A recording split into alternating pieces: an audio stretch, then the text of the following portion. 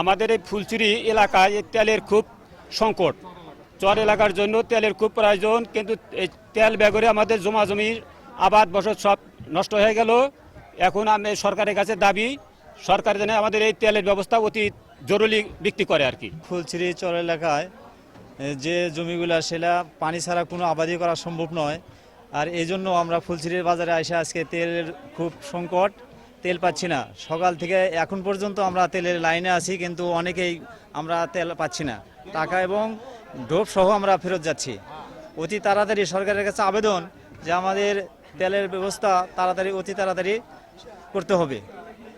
আমরা চরের ভিতরে আবাদ বসত করি, ধান লাগাই, মরিচ আছে, ভুট্টা আছে, এগুলো সব মইরা যাইতেছে। আমাদের তেলের খুব সংকট, আমরা তেল পাইতেছি না। আমরা ডোপ নিয়ে আসছি, ফেরত যাইতেছি, তেলের অনেক সংকট। আমরা কেন ফেরত যাব? আমাদের তেলের ব্যবস্থা করে দিতে হবে, মানে যে আমরা সরকারের কাছে আবেদন করি যে আমাদের যেন এই সংকট থেকে বাঁচায়। পাম্পে গেছি, তেল পাওয়া যাচ্ছে না, বলতেছে যে তেল নেই। তা আমি দুইটা পাম্পে জিজ্ঞাসা করছি যে আপনারা মেশিনটা চালু করেন, আমরা একটু পরীক্ষা করতে চাই, দেখতে চাই যে আসলে তেল আছে কি না, আপনারা দাম বাড়ানোর জন্য এগুলো করতেছেন কি না। তো বলতেছে যে হ্যাঁ আমরা তেল আছে অল্প, আপনার তেলের সাথে আপনার হাওয়া বের হবে। তা আমি হাওয়া সবাই আমি নিব, আমাকে তাও তেল দেন, কয় তাও দেওয়া যাবে না। আর এই পাম্পে যে ম্যানেজার ভাই আপনি তো শুনলেন নিজেই, আপনার সামনে বললো যে মহাজন না আসা পর্যন্ত পাম্পের মেশিন চালু করা যাবে। হ্যাঁ, অবশ্যই সমস্যায় পড়তেছি। আমরা তো মার্কেটিং জব করি, আমাদের তো প্রতিনিয়ত তেলের দরকার। আমরা তেল ছাড়া চলবো কীভাবে, বাইক চালাবো কীভাবে, আমাদের দূর দূরান্ত যেতে হয়। সকাল থেকে ধরেন আমার সারাদিনে 200 কিলোমিটার গাড়ি চালাতে হয়, যার জন্য আমার এই গাড়িতে অন্তপক্ষে 3 লিটার তেলের প্রয়োজন। আমরা যদি তেল না থাকে তাহলে আমি চলবো কীভাবে? না, পাচ্ছি না, আমরা তো ভুক্তভোগী, আমরা কিভাবে চলবো? পাওয়া যাচ্ছে না তেল। জেলা খুচরা দোকানদার ছিল, তেল আপাতত ওখানে নাই। কালকেও আসি তেল এখানে পাম্প থেকে ঘুরে গেছি। আজকে 10 লিটার তেল আর কি অনেক রিকোয়েস্ট করি, অনুরোধ বিনোরোধ করে নিলাম। এখন যায় এটা হয়তো বা জমিতে পানি নেব, এই অবস্থা।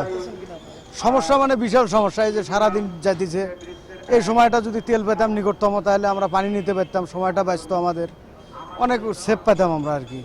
আর এই অশান্তির মধ্যে মনে করেন যে একটা হতাশ, তেল পাবো কি না পাবো, কেমন একটা অশান্তি দাঁড়াইছে। এখানে তেলও পাচ্ছি না। বাস্তবে দেখা যাচ্ছে যে আসলে বাস্তব ক্ষেত্রে আসি দেখা যায় যে তেলের আসলেই সংকট দেখা যাচ্ছে। এটা বিশাল একটা ঝামেলার মধ্যে পড়তেছি আর কি। কৃষক অন্তত একটা অশান্তির মধ্যে পড়ে গেছে। এটার একটা বিহিত করা দরকার। না, কারেন্ট নাই, চরাঞ্চলে কোনো কারেন্ট নাই। বা ওখানে যে আমাদের যে পুঁজি, যা সৌরবিদ্যুৎ দিয়ে যে আমরা পাম্প চালাবো, সেরকম পুঁজিও আমাদের নাই।